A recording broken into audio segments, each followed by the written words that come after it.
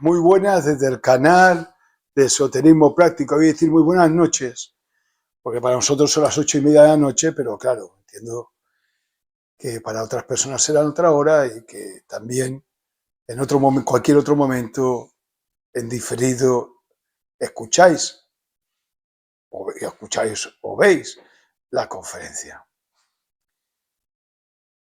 Conferencia de esta noche, tema que es muy amplio. Y nosotros hemos querido coger, pues, como siempre hacemos, ¿no?, una pequeña parte de ese tema y de una forma u otra exponerlo, comunicarlo, explicar cuáles son nuestros pensamientos. Hemos titulado esta conferencia Profano, Santo y Maestro. El mundo profano, no aquel que profana, sino el mundo profano. ¿Qué sería? Desde un punto de vista místico, religioso y de algunas religiones, porque hay algunas filosofías místicas que tienen como cosas profanas y otras no, y otras todo lo opuesto. Pero ¿en qué más o menos se valora esta palabra de algo profano desde el punto de vista místico? Pues algo profano es algo que, al menos en la antigüedad se entendía, algo que no puede estar juntamente con algo santo. Porque, o bien, era algo que no servía para la santidad, y no servía para la santidad en ocasiones porque no estaba consagrado, por lo tanto, como no estaba consagrado y su finalidad no era santidad, pues se apartaba de ello. Y podemos hablar tanto de objetos como animales, como todo aquello que se imaginéis. Si dos vasos, uno estaba consagrado y el otro no estaba consagrado, el que no estaba consagrado era profano y el que estaba consagrado y no era profano porque servía para llegar a través de él a la santidad. Espadas, zapatos, ropa y todo lo que podéis imaginar de cualquier sitio era de esta manera. Y se hacían unas grandes separaciones entre lo profano y lo santo.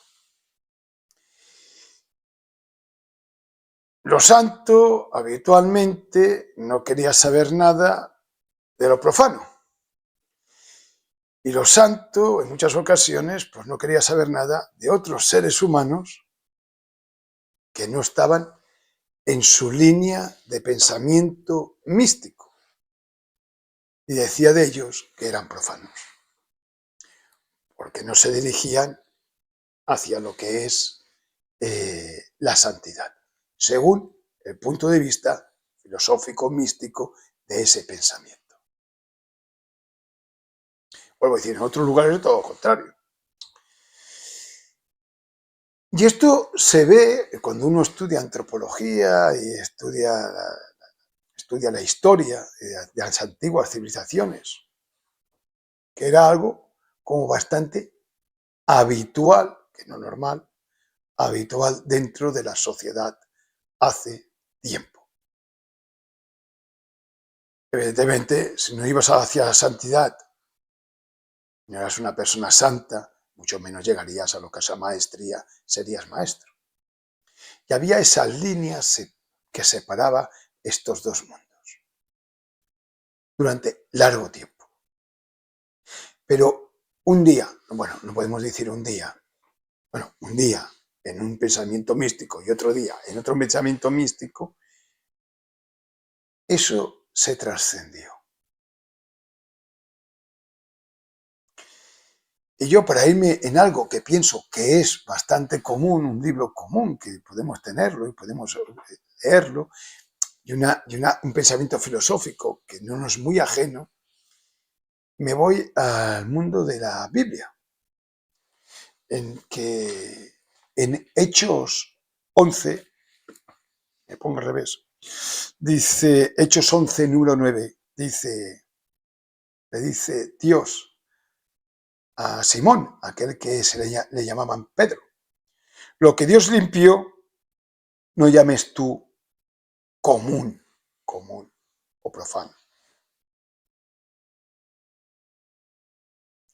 Y Pedro explica toda una experiencia que él tiene con un paño que baja del cielo y que a través de eso tuvo otra visión diferente a su relación con lo profano y con las personas que también él pensaba que eran como profanas. Los gentiles, que le llaman. Y tiene una revelación y da explicaciones a los demás del porqué de su cambio de pensamiento. Yo creo que es mejor que leéis Hechos 11, más que yo lo explique, porque está muy bonito puesto en la Biblia. Y así hubo un cambio. En cada pueblo, en cada cultura, hubo cambios. En otros quizás los cambios no llegaron, pero en muchos hubo cambios. Y este cambio en aceptar lo profano fue un cambio muy importante que hasta entonces no se había dado. O sea, hasta entonces el maestro se encontraba en el templo, los santos, los seres humanos santos, eran los que estaban alrededor del maestro, escuchando, sus alumnos, etcétera, iban hacia la santidad, y con lo que se movían era con todo aquello que estaba consagrado. Y lo profano, lo que no estaba consagrado, lo que no servía para la santidad, estaba apartado. Pero ese cambio que nos habla en Hechos, que sucedió en otros pensamientos filosóficos, místicos, de pronto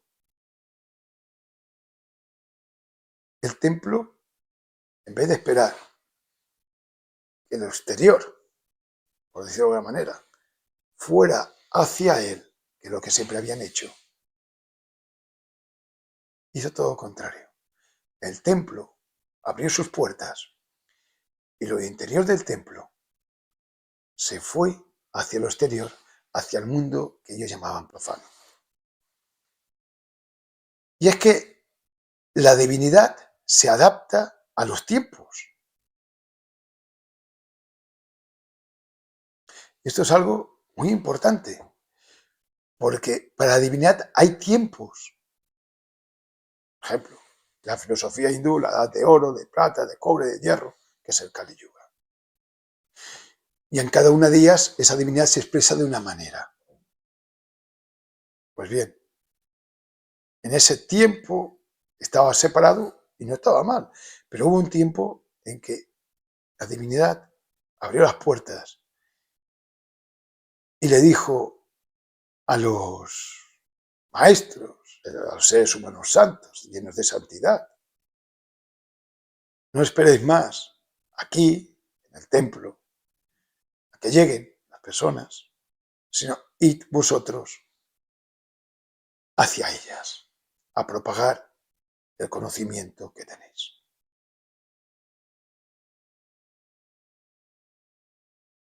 Cambio de los cambios, porque si antes encontrar el conocimiento era difícil, se encontraba el templo escondido en una selva, o arriba del todo una montaña, o dentro de una cueva, o en medio de un desierto que había un oasis, o era algo que solamente unos cuantos conocían, y que, vamos, para que te dijeran dónde estaba aquel templo y aquel conocimiento, tenías que hacer algo importante. De pronto sucedió todo lo contrario. Más que lo contrario, lo opuesto. Abrieron las puertas del templo. No todo el mundo quizás estuvo de acuerdo. Y no todos los movimientos místicos estuvieron de acuerdo. Pero los que estuvieron, estuvieron. Y salieron en busca de esas personas que no conocían lo que era la santidad para llegar a ellos y consagrarlos. y que ahora cogieran otra clase de camino místico. ¿Qué maestros salieron?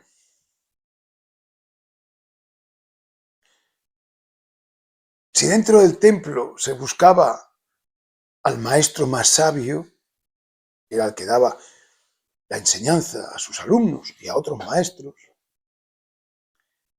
en esta ocasión la salida del templo no se buscó al maestro más sabio, sino se buscó el maestro que sentía dentro de su interior, pondríamos en el corazón, sentía la necesidad de entregar el conocimiento.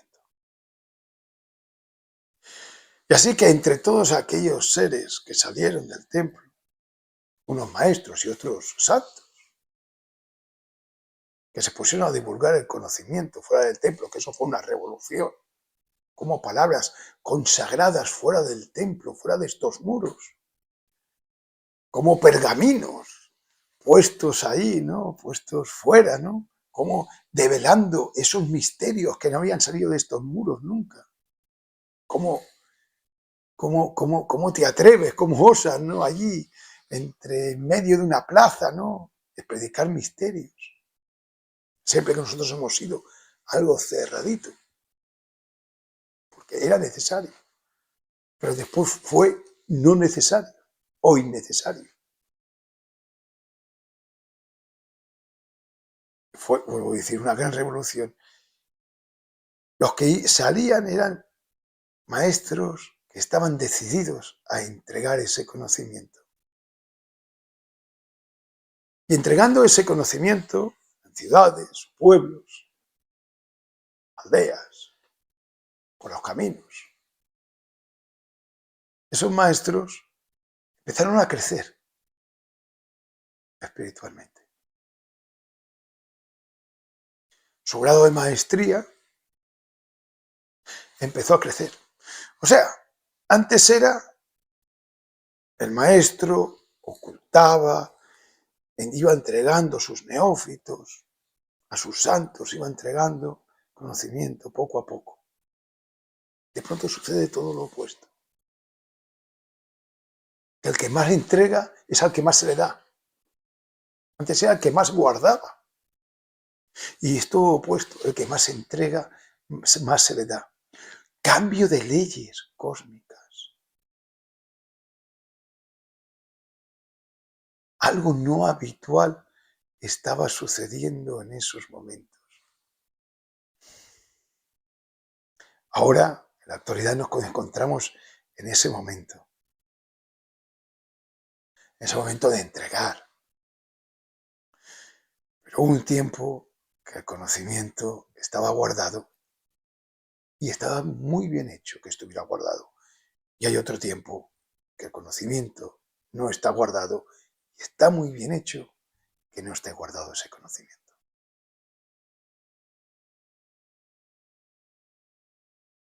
Pues muchas gracias por vuestra atención y nos encontramos en otra conferencia.